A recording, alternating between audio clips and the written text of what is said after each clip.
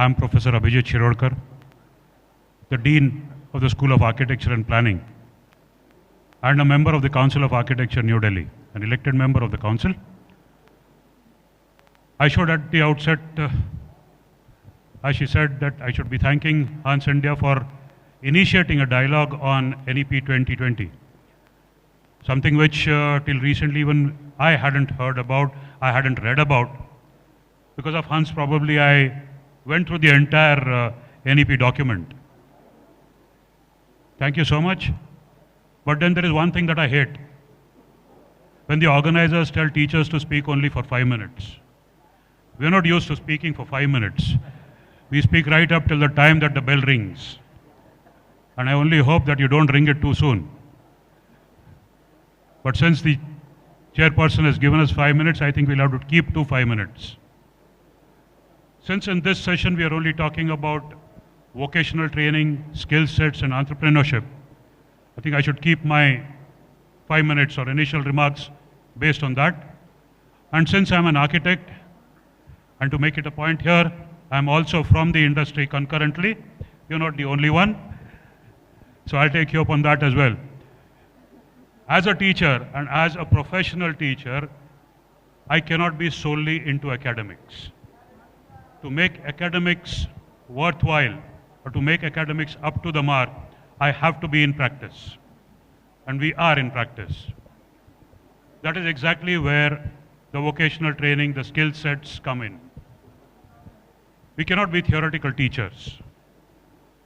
So with NEP, I think if I keep myself also to architecture as such, architecture and design, we have always been oriented towards vocational training and entrepreneurship. As per the Council of Architecture norms or the minimum standards of Council of Architecture set for architecture, we have to undergo a full semester of professional training.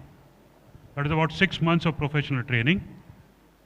And then you come back to the school and do your final year project, which when you do the professional training, your project automatically becomes more practical.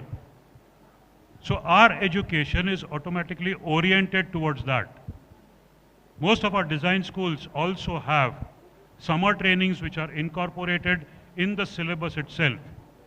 They have credit weightage for all their summer trainings. So it effectively mandates that the students undertake that training during the curriculum itself or during the course of the curriculum. So therefore, we have always been on that front, giving the mandatory training to make the students profession ready or industry ready, as we like to call it. Secondly, this also is about NEP rather, is also about giving the students the freedom to select their own career. We already had a choice-based credit system where the students could select whatever courses they wanted to.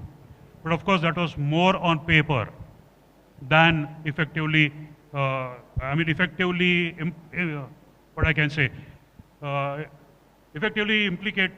implemented in the curriculum. But now with NEP 2020 coming in, most of us are revamping our syllabi to include, seriously include, the choice-based credit systems. We are also going in for multidisciplinary approach, once again, which another point which the NEP has taken care of. Apart from that, we are also looking at entrepreneurship. Design schools, architecture have always been for entrepreneurship. In fact, most of our students, when they graduate, start their own offices or start their own consultancy practices. Most of the design students, after they graduate, most of them actually open up their own consultancy firms. So entrepreneurship has always been a part and parcel of design and architectural education. Then NEP has also come up with multiple entry and multiple exit options which also take care of all this for vocational training, for skill set development. After 1 year, you give a certificate. After 2 years, you give a diploma. After 3, you give a degree. And after 4, you give a research degree. We are a 5-year course. I still don't know what happens after the 5th year. But then, once again, that implementation might be a serious problem, because we are going to have to keep a track of academic credit banks or credit banks.